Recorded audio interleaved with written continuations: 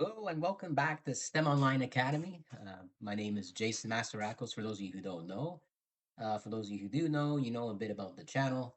We are an advanced mathematics and physics channel, um, making applied mathematics great again by uh, teaching um, hardcore critical thinking, two, visual spatial skills, and three, creativity, but in an applied math setting. So I'm bringing math, we bring math to life. Okay. So today is going to be a stream, right? I'm going to tell you guys, for those of you who don't know, for those of you who know and watch my videos and have already subscribed, that um, my schedule is going to change. So instead, now it's going to be Wednesday, 8 p.m. is the live 8 to 8:30 p.m. starts the live show. Okay. Thursday a uh, will be a stream. Okay, at 7 p.m. And then Sunday is going to be uh, a stream again, right? So at easily 7 p.m. at 8 p.m. But I'm just letting you guys know I'm taking out the office hours for now until I get more subscribers because I need more subscribers by doing streams. And by doing streams, hopefully get more people. And then after it makes the live shows better. So I'm focusing on two streams and one live show. Okay. All right. So as you all know, I am author slash tutor in mathematics and science, advanced science. So today we are going to explore three of the most mysteriously powerful special functions, okay, that arise naturally from integrals, but they also arise in nature as well. That's why I put these three special functions in my book, Advanced Integration Techniques. Okay, so the first function we're going to be looking at, well, there's three functions. It's the error function. Okay, so just if we can get over here, right? The error function. Okay, that's going to be one function we're going to be looking at. Okay, I wrote down today's menu, by the way, right? I'm going to talk about why special functions exist. The error function is one of the special functions, and also Gaussian symmetry, three, probability and the heat equation connection, four, Fresnel integrals and wave diffraction. Okay, and five, the exponential integral. I'm going to highlight here, okay? So the error function, okay, that's one special function. The other special function is Fresnel integrals, okay? They are bizarre integrals because uh, they don't have a differential in order to integrate, but I'll get into that later on in the stream. And then we have the exponential integrals. So those are three special functions that we're going to look at. Okay. So let's get to it if possible. All right, just give me a moment. Okay. So why special functions exist? Okay. So special functions exist because ordinary calculus, okay, cannot express the solutions to many real world physical problems. This is very true. Okay. A lot of real world physical problems don't work in perfect situations. Okay. So this lecture is going to be a little bit more physics because there's applications. Well, my book is applied math, so there's going to be not just the pure math, but applications as well. So yes, we're talking about physics right now. Okay, so ordinary calculus is not going to be able to express lost solutions to many real world problems, physical problems, especially because in real world physical problems, quite often you don't have perfect situations, right? Whether it comes to friction, whether it comes to sliding down an inclined plane, whatever it is, a lot of phenomena do not work in perfectly in a real world situation. Okay. Quite often when we talk in terms of advanced science and stuff like that, we're talking about very unique abstract cases. Okay, but the real world doesn't exist. That it doesn't work that way. Um, so that's why I'm pointing this out. That's why ordinary calculus methods will not work, and we have to define new functions. Okay, so very special functions for those of you who don't know. I'm going to get to that in a sec. So when an integral has no closed form using elementary functions, okay, but appears repetitively sorry, in let's say physics, for example, probability and statistics and engineering. So those are three areas of application for these integrals, right? Uh, Quite often, mathematicians have to define a new function. Okay, all right. So we have to define a new type of or specialized type of functions to deal with many uh, real case scenarios, both in a physical setting, probabilistic, and etc. Okay. So as I said, we have to define a new function or a set of new functions, and quite often these functions are tools called the error function, erf of x, erf of x, Fresnel, right? Fresnel functions, okay, and the exponential integral, okay. So that's one. That's a very important thing here that we're looking at. All right, very important. Okay, so given that, right, we have to define a new set of functions because quite often we cannot work in a real world setting um, just using ordinary calculus.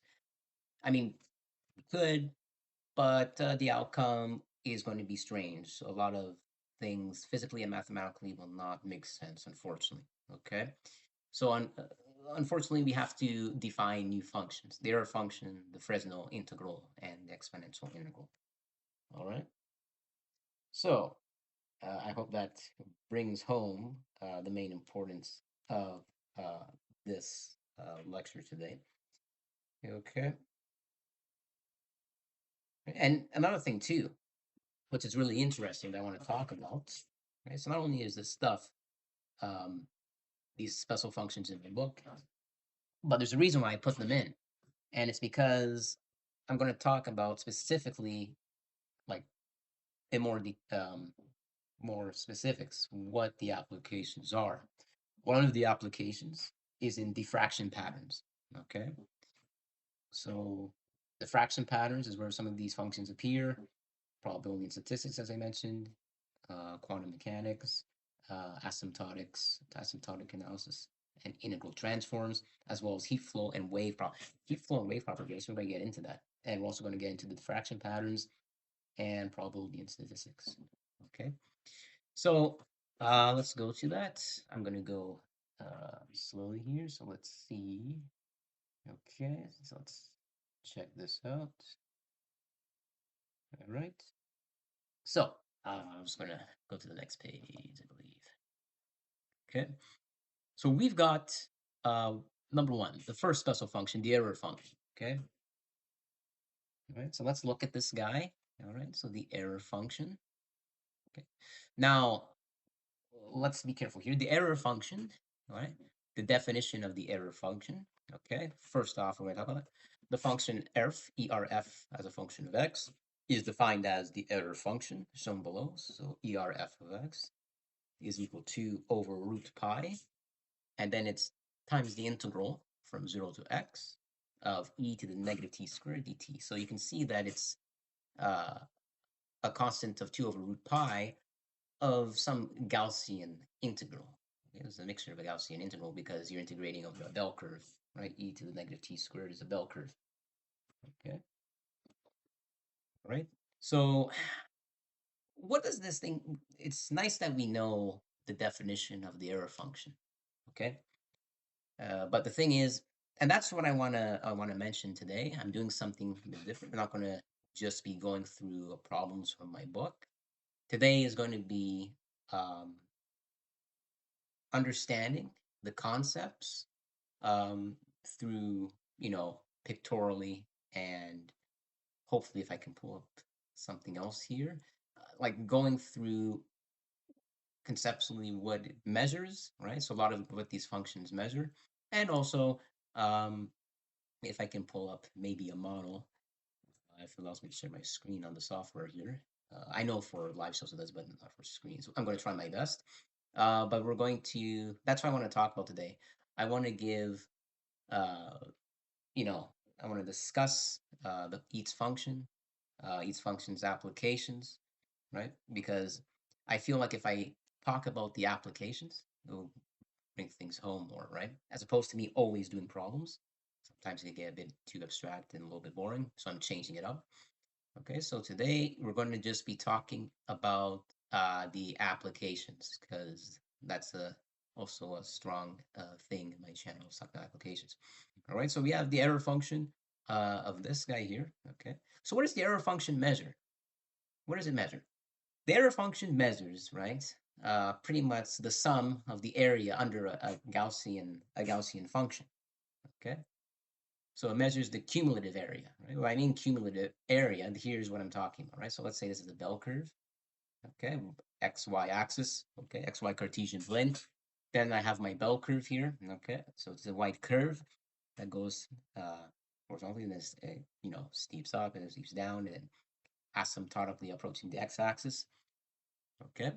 And that green shading there is the area that I'm talking about that's going to be calculated, right? Under the Gaussian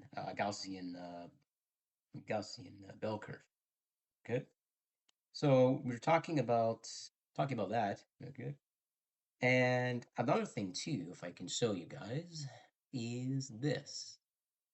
Okay, so just give me a moment. If I can go to curves, let's see here. Let's go back. Just give me a sec. Okay.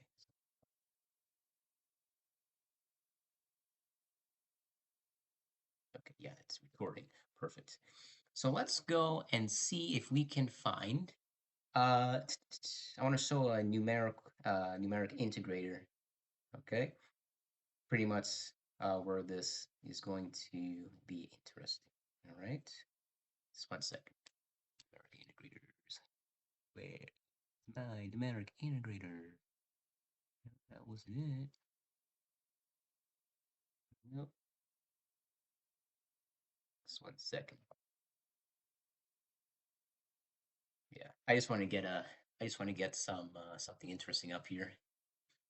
I'm gonna show you a simulation of what's happening, right? So the error function, yes, but I'm gonna show you something interesting here with the error function if possible. Just give me a moment.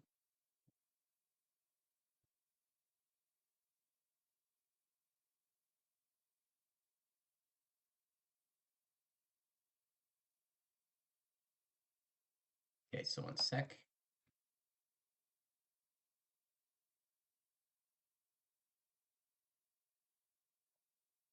I can show you guys this. Yeah, so what we're seeing here, okay, let me rewind. Okay, so we're going to be looking at a display of a heat diffusion simulation where a spike spreads into a Gaussian. So as you can see here, the heat diffusion, right, of my simulator, okay, has some very interesting properties. So I want anyone to take a moment to think about what's happening here. Okay. So we have temperature on the y-axis, x-axis. Okay. You have a Gaussian heat kernel, and we have the error function diffusion front. Okay. So it's almost behaving like a wavefront here. Okay. So if we can look at that again, right? So go slower, right? So the temperature. Okay. So we got the temperature and the x-axis. Time is going up. As time goes up, the bell curve starts to spread from narrow to being more spread, right? As the time is increasing. Okay, so you notice that there's a consistent pattern there. All right. Another thing too, if you look at the graph, not only does as the time increase, the spread of the bell curve increases, but also the tail ends increase, obviously. Okay, because of this time spread. Okay.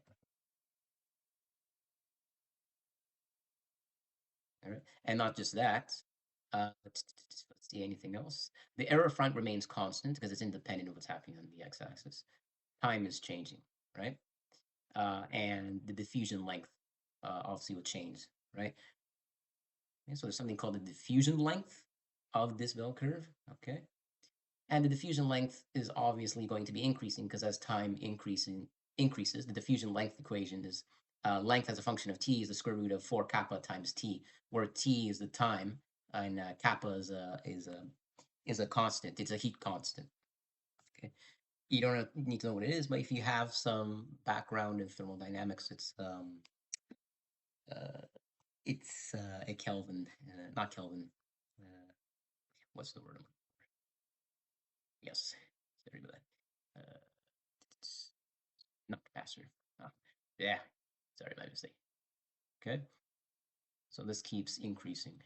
Okay, so and you can notice something else too.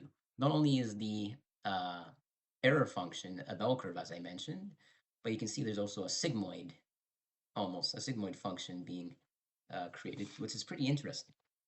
Okay, so a lot of interesting visual effects here that are happening. All right.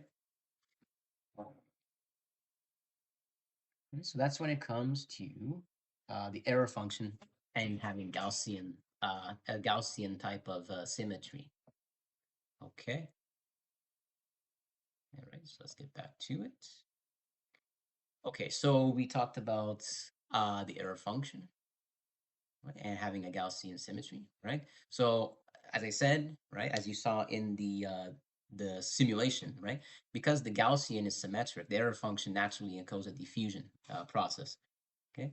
And not only does it do that, it encodes diffusion, probability masses, and heat flow. Okay, so that bell curve was also showing you the heat flow. That's what I want to mention. The K was the heat flow. Okay, or kappa.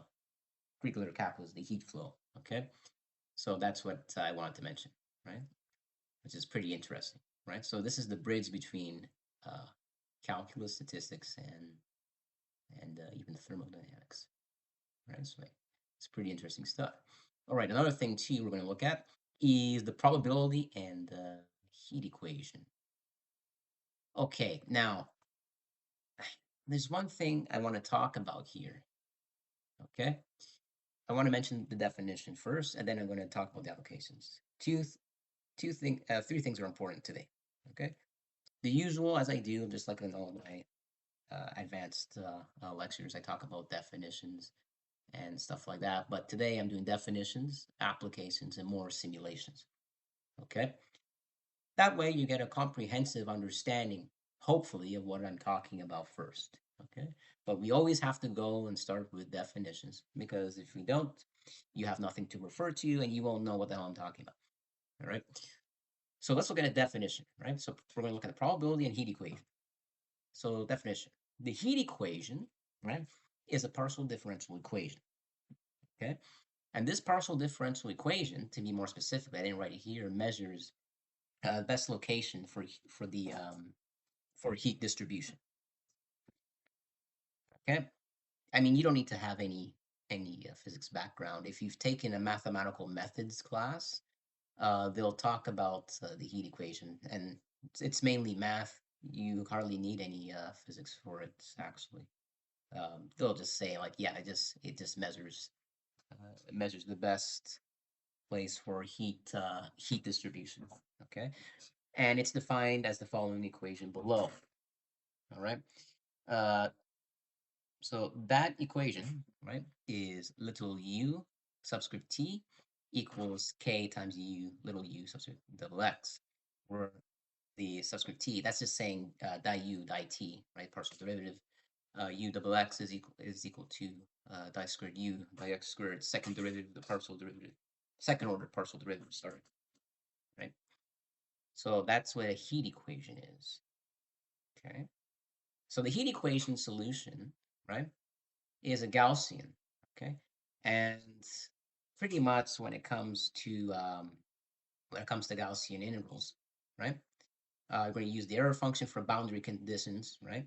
And the cumulative effects. Okay, so pretty much, again, it's a Gaussian integral. right? Right. So the solution to a heat equation, by the way, I'm not going to go into the details of how to solve it. I'll just tell you what it is. You separate variables, separation of variables, will do it for the PD, and then you should get a Gaussian integral, Gaussian integral solution. Okay. And then use the error function for boundary conditions. Okay. And cumulative effects. So in probability, right? The error function determines distribution. I think I already talked about. It's almost the same type of thing I was mentioning with the earlier simulation. It's pretty much related. I don't know if I need to show another one. It might be almost the same simulation in probability.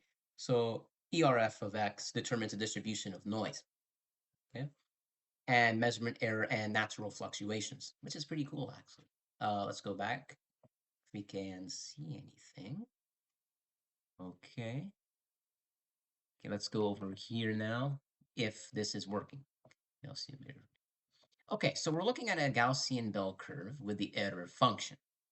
Okay, now pay attention to what's happening. All right. All right. So you can see here, it's just a natural bell curve. Okay, that is formed. As I mentioned, that's the solution to the heat equation. All right. And it's a cumulative Gaussian. What that means is, you see how that blue shade was taking up from left end to right end, right? I'm going to show it again from the simulation. Okay, so you can see the mathematical model, right? So the shaded area underneath, and I like how it's going. You can see that it goes from left to right to show you that it's covering that entire area bounded beneath the curve. Okay, so f of x is y-axis, x-axis is x, right? Now, capital X, for those of you who don't know any probability, that's just a random variable, discrete random variable. Okay, error function of x, that's the error function. All right.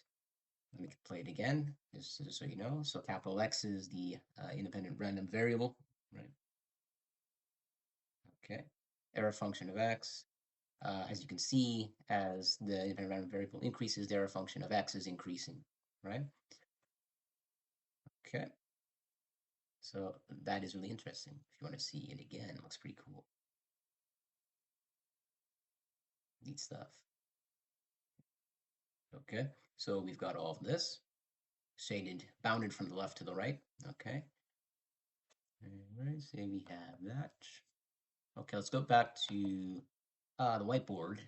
Okay, so I talked about that. This is pretty interesting stuff. Another thing we're going to talk about is this guy. Okay, Fresnel integrals. Okay, Fresnel integrals and wave diffraction. Okay, so we need to know what a Fresnel integral is first, and then I'll talk about the applications. Okay, so Fresnel integrals are both cosine and sine integrals. Okay, and cosine integral, right, is the integral from 0 to x, okay, of cosine of pi t squared all over 2 dt. Okay, so that's a cosine integral. Okay, so that's one of them. There's two. And the other one is the sine integral. Sine integral, capital S of x, equals integral from 0 to x sine pi t squared all over 2 dt. Okay, so there's two types of Fresnel integrals, one for cosine and one for sine. This is pretty interesting stuff. Okay, and so I'm going to explain the application. Fresnel integrals describe pretty much how you can have wavefronts bend around certain vertices and edges. Okay, that's all. That's the application of Fresnel integrals, right? In other words, you would see these types of integrals in a waves and optics course. I mean, in university, but not in high schools. Okay, high school they'll just be brutal, but in university, yeah, the Fresnel integrals will come up at some point, whether first or second year for sure. But yeah, Fresnel integrals describe how waves bend around edges, and when the phase of a wave increases, right? So when the phase of a wave increases, it's increasing in degree 2 power, so quadratically. Okay, just like in diffraction or optics, right? You can have it. The integral will stop behaving like a sine wave, right? And it forms something really cool here that I want to mention. Okay, it's called the Corneal spiral. Okay, I'm going to show you a very interesting type of spiral now. And it comes from the left top quadrant and the bottom left quadrant of the XY axis. Okay, so let's go to desktop. Give me a moment. Okay, time to show you a corneal spiral. Okay, so here's a Fresnel integral, and those functions form corneal spirals. Okay, so as you can see here, bottom left quadrant to top right quadrant, right? So you can see the yellow dot going from the bottom left to the top right. Okay. Again, I want to show you again, right? Capital C of x is the cosine of x axis. Capital S of x is the sine axis. So one is independent variable. The sine function is the dependent. Okay, so as you can see there, very interesting. Okay. By the way, I hope you guys are enjoying the visuals. I love simulations. There'll be plenty more simulations in um, coming shows, coming streams, and live shows. Okay. So as you can see here, it's going from down there all the way up again. Okay. All right, and there's one more we're going to talk about.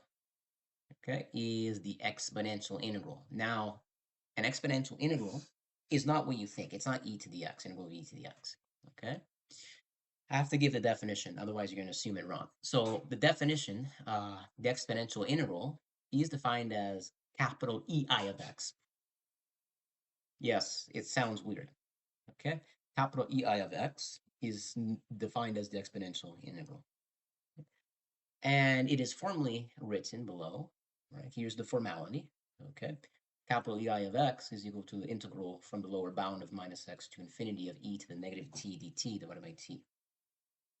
Okay, so any integral of this form is an exponential integral. All right, that's what an exponential integral is. Now, I didn't write down the applications. Does anyone, for those of you who want to take a moment to think, you don't know the applications? Well, guess what? The applications are pretty interesting. Okay, the applications arise. Um, Pretty interesting stuff. I'm going to talk about it. Well, first off, EI of x arises when you integrate e to the negative t over e to the negative t over t, and an integral with a logarithmic singularity. What does that mean? Well, what that means is that since it's e to the negative t over t, there's a singularity. Improper integrals have a singularity. Never integrate over the singularity. You have to take care of the singularity. Okay. And I'm not talking about black holes. This is a um, mathematical lingo when it comes to improper integrals. All right. You can't express it with standard functions, right? But physics demands it. Okay. So energy release, you get energy releases. Okay. That's one of the applications. Radioactive decay intervals, signal attenuation, and plenty more. Okay. So we're finally going to look at the final simulation. Okay, so let's go to the desktop. Okay. And at desktop, we're going to go to the final simulation. Yay. Okay. Here it is. Okay, so simulation. Okay, as you can see here, it steeps down, right? So what I'm showing you here in this simulation is a numeric versus a symbolic integration of e to the negative e and negative t squared here. Okay. So you have an integral here. Okay. So what we're having is, well, this integral here is just showing a Gaussian integral comparison, right? So one that is for Gaussian integral. However, though, did I show? Oh, wait, no, sorry. I don't have a simulation on, didn't come out right. Yeah, I don't have a simulation on e to the negative t over t integrating that. But I do have, sorry about that, guys, but I do have a simulation on showing, again, a Gaussian integral, okay, but comparing a numeric versus symbolic, right? Numeric means either using a trapezoidal rule or one of the other rules for integrating under the curve using trapezoids, and the symbolic is just regular integration. Okay, so e to the negative t squared dt has no elementary antiderivative, right? Integral of 0 to x e to the negative t squared dt pi over 2 times d, right? Okay, so I think we've covered all the applications today and practically all the simulations. Let me think. Nope. Okay, so I think that is it. Okay. Oh, there's one more thing we should talk about. Okay. Yes. When you must invent a new function. Okay. You invent a special function. It's very important knowing when to invent a new function. Okay. Very important. You invent a special function when one, the integral cannot simplify. Very important. So if the integral cannot simplify, you need to define a new function. So hint, hint. If you cannot simplify the function, more likely you have to define a special function. Two, the pattern repeats across physics or math, right? So there's a consistent pattern that keeps going on and again and again. Okay, that's very important. And finally, three, okay, naming it unlocks identities, derivatives, and transforms. Okay, that's how every special function is actually formed. Okay, naming it unlocks derivatives, identities, and transforms. Okay, but that is it for today, I believe. All right. Oh, there's one thing I do want to talk about. Um, just a summary of today's lesson, right? Special functions are not just decorations, right? They are the language of modern science. Okay, so modern science like literally uses this is the bread and butter for modern science is these integrals. Okay, if you want to understand physics, probability, engineering, or advanced integration, mastering Earth, Fresnel, and the exponential integral is the doorway. It literally is. Okay. So my book builds this intuition, right? How these functions arise, how to manipulate them, and how they unify advanced mathematics. Okay. All right. So with all that done, okay, I think we are almost done. All right. Yes, I think we're almost done. Let me think. All right. So uh, that is it for today. Hope you like and subscribe. I like doing this. This is my passion. So this channel is everything. So it'll be great if you can like and subscribe. There'll be plenty more interesting videos and live shows coming up. Okay, so like and subscribe. And again, uh, it's very important to make sure you understand when to use special functions and their applications, right? By the way, as I said, my book builds on the intuition, right? So if you want to learn about applications and the applications of integrals and building your visual spatial intuition and how these integrals arise, how to manipulate them, and how to, again, unify advanced mathematics, the link will be in the description below, okay? And or if you're looking for tutoring and you want to be able to think in this abstract way when it comes to learning advanced integrals, again, the link will be in below in the description of my YouTube video. Have a good night, guys. Bye-bye.